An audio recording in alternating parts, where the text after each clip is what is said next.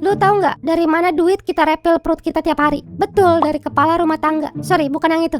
Nah, betul yang itu, ibu gue sendiri. Kenapa ibu gue ini bisa dibilang kepala rumah tangga? Ya karena memang dia nge-carry keluarga kita, sedangkan bapak itu support. Kalau ibu belanja ke pasar, bapak yang nganter terus duduk diem doang di motor. Ibu jualan nasi uduk, bapak bantu doa. Ya Allah, lancarkanlah dagangan istriku biar duit kita banyak. Yang megang duit aja tuh ibu, sedangkan bapak tuh minta sama ibu. Ada satu support dari bapak yang paling krusial, penting, super duper penting ketika ibu menghadapi beratnya beban hidup, tidak lain tidak bukan yaitu adalah... Coba lihat yang mulia, pasti dia gagal melewati tantangan yang ini, saya yakin sekali. Kamu benar yakin? Lihat saja, peserta itu gigih sekali dalam melewati tantangannya. Yang mulia, lihat saja pembelinya sangat banyak dan mereka beragam yang mulia. Oh, jadi pesertanya akan kesulitan ya? Benar sekali yang mulia, itu akan sulit sekali. Bodoh Aduh. kamu. Dia itu sudah puluhan tahun jualan nasi uduk. Masa dia masih akan kesulitan? Ya, kita lihat saja yang mulia, dia sudah semakin tua, kemampuannya makin menurun. Kali ini dia pasti gagal melewati tantangannya yang mulia. Oke, kita coba lihat saja. Ayo kita lihat yuk. Ayo Nona Manis, ayo, kamu pasti bisa. Semangat Nona Manis. Resik lu, PA. memberikan motivasi. Kan kita sama-sama tahu ini tuh nggak penting gitu ya. Jadi hidup dia tuh nggak ada penting-pentingnya amat gitu. Dia musnah juga dunia tetap muter gitu. Makanya diem doang dia. Tapi justru mending diem aja sih sebenarnya. Karena sekalinya dia bikin kelakuan yang nambah tuh masalah.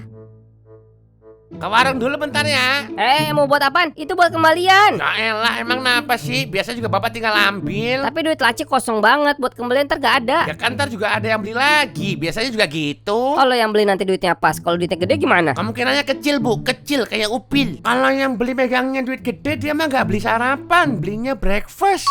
Belinya bukan nasi uduk, tapi sit down rice. Ngambilnya brain. Biar sehat minumnya meat jogging. Jalan lama bokin makannya noodle nipple.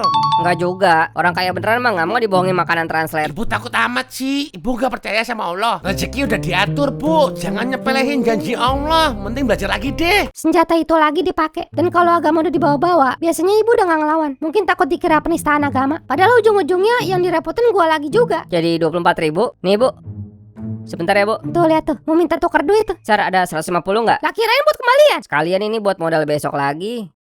Dear Diary, hari ini aku naik pitam. Boro-boro mau beli iPhone. Boro-boro mau lanjut S2. Boro-boro mau beli matcha latte buat self reward. Duitku habis buat menafkahi keluargaku.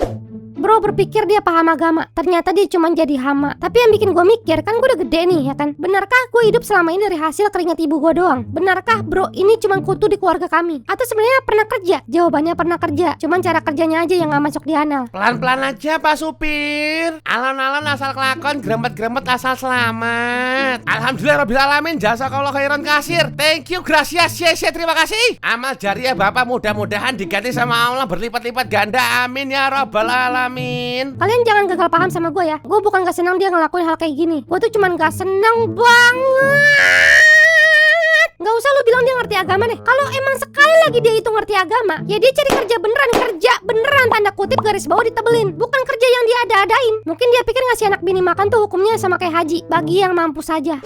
Dia dapat duit sih ngelakuin hal-hal kayak begini, tapi itu kecil, jarang-jarang, dan ujung-ujungnya buat rokok dia doang. Mulu smackdown gak orang kayak begini. Jadi kalau dia lagi ada duit, kebutuhan dia jalan. Gak ada duit, kebutuhan dia tetap jalan dong. Cuman duitnya bukan dari dia, melainkan dari bininya. Dan kalau ibu gue kurang duit buat modal jualan, disitulah kehadiran gue dibutuhkan gitu teman-teman. Sar, gimana itu kuliah si Yayat udah mesti dibayar semesterannya? Mak, sempak terbang mak! Jangan kemana-mana dulu. Sar, kamu gak kasihan sama adek kamu? Ibu juga kalau ada duit, mending ibu aja deh. Ibu juga sebenarnya gak mau ngerepotin kamu. Ibu cuma pengen anak-anak ibu bahagia, jadi orang semua pada akur, saling peduli, gak ada yang lupa. Adek kamu nilainya udah bagus di kuliahannya. Kalau bukan adek kamu, ibu ngarep sama siapa lagi, Sar? Bapak kamu gak bisa diharapin. Ibu udah tua, udah capek juga.